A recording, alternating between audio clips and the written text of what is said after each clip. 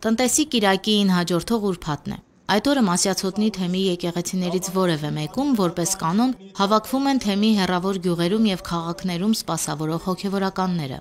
Այս անգամ զանգերը կանչում են Մասիս քաղաքի Սուրբ Թադեոս եկեղեցի, կատարվում է խաղաղական ժամերգություն։ Մենք ուզում ենք նախ շեշտել միասնական աղոթքի գաղափարը, դրա կարևորությունը։ Սա նաեւ վկայության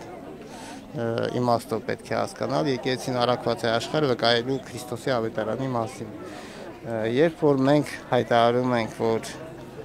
այս ուրբաթ օրը մեծ պահքի ժամերգություն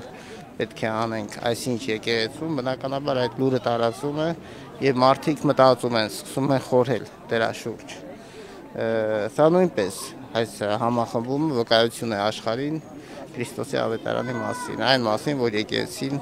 որ հետևում է Քրիստոսին, մեծ պահքի շրջանի մեջ է։ Բոլորս մեր մտքում միշտ պետք է ունենանք սա եւ Արտաշատի Սուրբ Հովհաննես ավետարանիչ եկեղեցու հոգևոր հովիվ Տեր Երվանդն է մեկնում անիրավ տնտեսի առակը, առանձնացնելով կարևոր ուղերձները։ Մեր եկեղեցին պահեցողության այս օրերը համարում է ապաշխարության շրջան, ընդգծում է թեմակալ առաջնորդը, իսկ միասնական աղոթքը նպաստում է ապաշխարության շրջանը սահուն անցնելուն։ Քանի որ մենք մեծ պահքի շրջանում ենք գտնվում, այս համախմբումը մեր հավատացյալների եւ հոգեվոր դասի նաեւ զորակցություն է մեկը մյուսին մեր հավատացյալներին, որպեսզի ապաշխարության այս շրջանը կարողանան հավատքով, հույսով եւ համբերատարությամբ հաղթահարել։ Միասնական աղոթքի օրեր Մասյացոտնի թեմում կազմակերպվում են արդեն 3 տարի։ Հեռավոր գյուղական համայնքների բնակիչները, որոնք եկել են իրենց քահանաների հետ, ասում են սա ոչ միայն հոգևոր կյանքում զորանալու, այլև միմյանց ճանաչելու, որևէ գործ ձեռնարկելու լավ առիթ է։ Տիկին Լյուդմիլան Արցախից է։ Տեղահանվելուց հետո բնակություն է հաստատել Արտաշատում։ Երկար տարիներ աշխատել է Ստեփանակերտի հիվանդանոցում եւ 30 տարուց ավելի երգել Գանձասարի Սուրբ Հովհաննես Մկրտիչ եկեղեցու երգչախմբում։ Ասում է մայր հայրենիքում առաջինը եկեղեցին մորպես ջերմագին ընդունեց իրեն։ Այստեղ գտավ իր մխիթարությունը։ Միակ վայրը, որտեղ ես ինձ զգացել եմ որպես տան, ոչ թե որպես տեղահանված, դա եկեղեցին է։ Այո, որտեղ որ ես զգացել եմ, որ ես նույն զավակն եմ, ոնց եղել եմ Գանձասարում, նենց էլ Հայաստանի առավել եւս